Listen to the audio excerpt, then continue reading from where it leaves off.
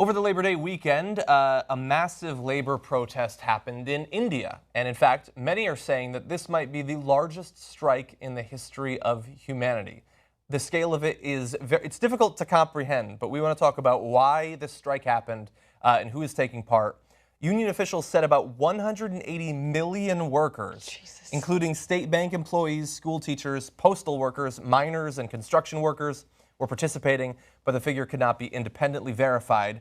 But we do know that thousands of state-run banks, government offices, and factories were closed on Friday, and public transport disrupted, although the union leaders made clear that essential services in terms of water production and availability and energy and things like that were maintained. Although this is that's like 70% of the workforce of America choosing to strike on one day. They're not looking to make the regular citizens of India suffer, obviously. They're just trying to make their voice heard. And this strike came after Prime Minister Narendra Modi began a push for increased foreign investment and privatization of some state-run industries.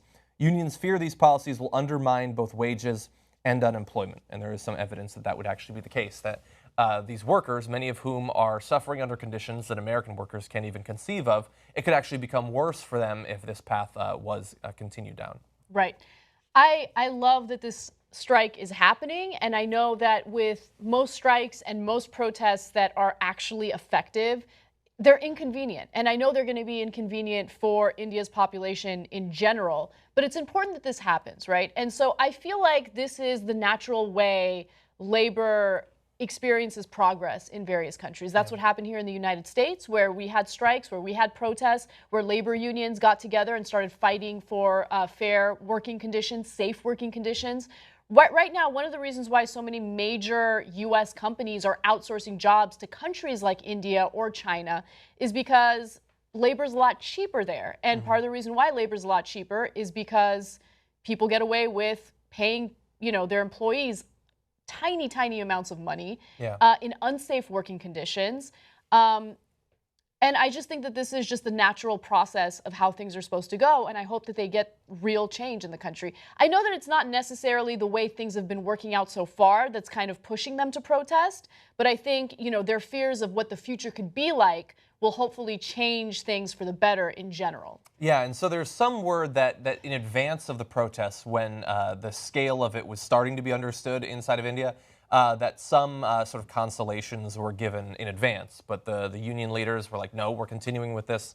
We're going to fight for what we think is fair. We're going to give you some of those numbers, actually.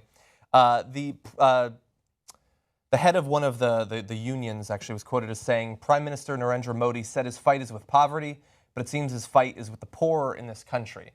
Now, look, you can have different philosophies about how exactly you improve the condition of the working people of the poor in India or in the U.S., and that's totally fair. And obviously, there are some industries where it doesn't make sense to have government control. We don't think that the government should provide all employment. But in a country that doesn't necessarily have the history or the legislation to protect workers, where exploitation is not theoretical, where it is an everyday reality, you cannot simply give up these industries to people who are going to pay starvation wages to literally over 100 million workers.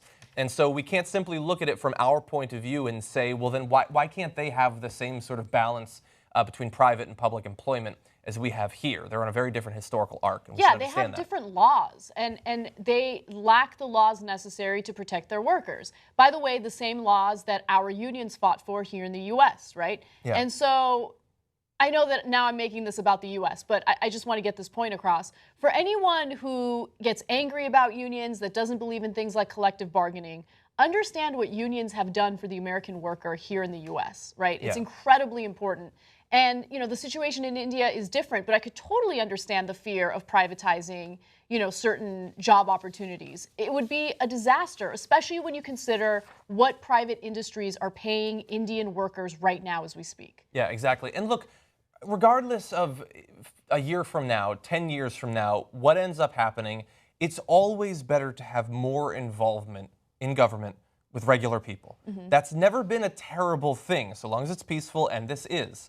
And so that's something that we should be enthusiastic about. I want to give you some of the numbers that they're considering during these protests, because it's going to really put it into a good comparison with the current situation in the U.S. The strike was called after talks with Finance Minister Arun Jaitley broke down, with union leaders rejecting his offer to raise the minimum wage for unskilled workers from the equivalent of $96 per month to $136 per month. Now, obviously, the cost of purchasing things in India is also very different, but we're talking about worlds of difference in the day-to-day experience. They're not talking for exorbitant amounts of money. Now, for overall the workers, the amount was a little bit higher, something like a little bit less than double that. But this is for unskilled workers who are making almost nothing at present. And that's not to mention all of the lacking of benefits and things like that. The union said that the government should guarantee both Social Security and health care for all, and should be hiking the minimum wage to double what it is offering in order to keep up with inflation. So they're concerned with wages. They're also concerned with everything outside of wages, which of course they're also not receiving the benefit of at this point. Yeah, I think overall these protests are good, and I hope it leads to not just what they're asking for, which is not privatizing certain industries, but that it improves the wages of people who are working in the private sector as well. It just needs to happen, and I think, again, this is the natural progression of things. Yeah, and I hope that if they're wildly successful and they get all that they're looking for, that 50 or 60 or 70 years can go by and a new generation of people can just spit at the name of unions and forget all the things that they fought for and all the things that they give us that we enjoy every single day. Like the weekend. Well, we don't enjoy the weekend every day. Lack of child labor, you know a 40-hour work week, right? Insurance, all of those things. Aren't they delightful? And screw you unions for fighting for those things and being willing to have your skull cracked.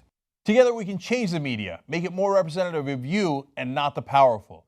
Come join us, make a difference. tytnetwork.com/join.